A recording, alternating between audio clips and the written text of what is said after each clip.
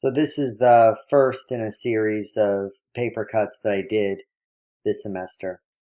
And the first thing I did was well, draw it, of course. I drew it in my sketchbook.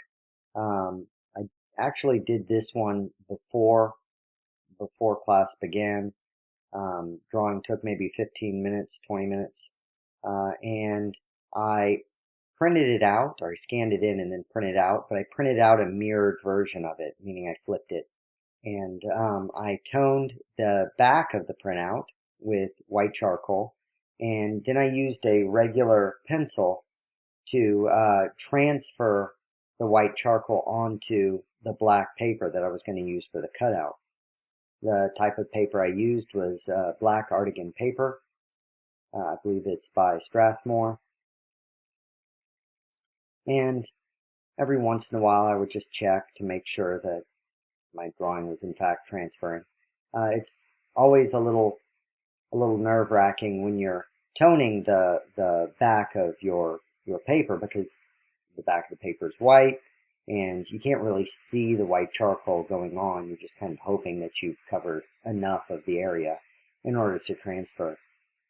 So I started cutting this little paper cut.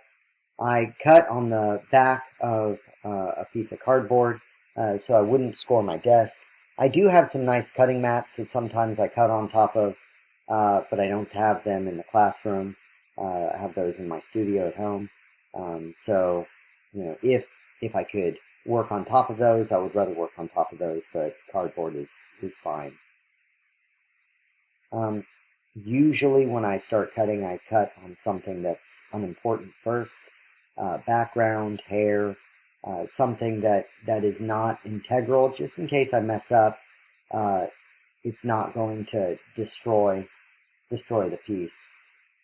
Sometimes it takes a little while to get warmed up, get used to things again, especially if you're doing like a lot of different mediums. And for this, I was doing a lot of different mediums. We had just come off of the pen and ink, and now I was moving into cut paper. And like I said, this was the first one that I had done in the series.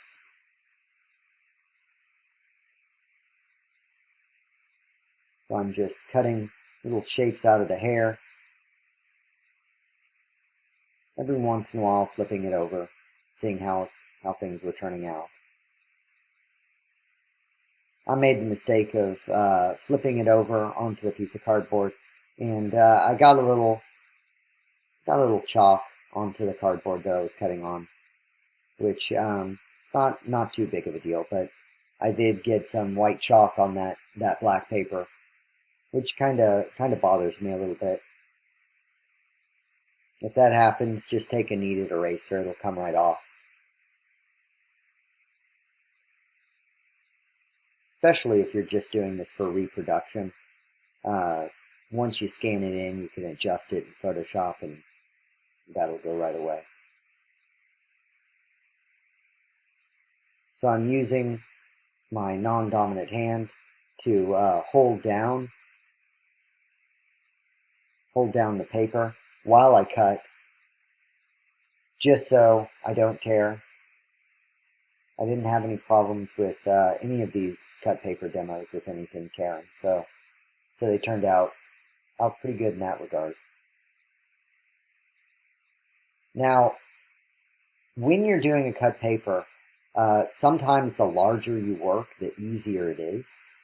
This one right here I did relatively small, and as a result, some of the cuts that I made in the eyes, I wasn't quite pleased with. I mean, they turned out okay, but I would have rather had some smaller shapes in there instead of the larger shapes that I ended up with.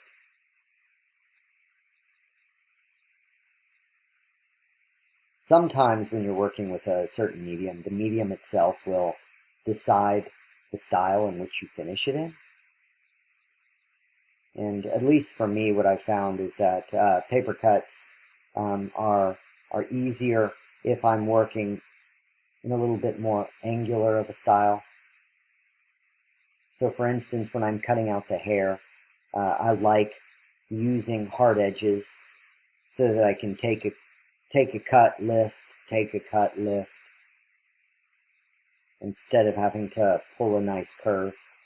There are exacto blades that have swivels built into them. I've never actually used them, but I've seen them and I've heard about them.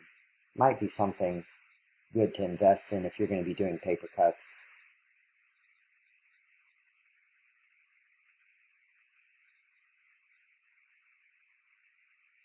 Now, start to finish, each one of these paper cuts that I did took under 3 hours. And there's the final.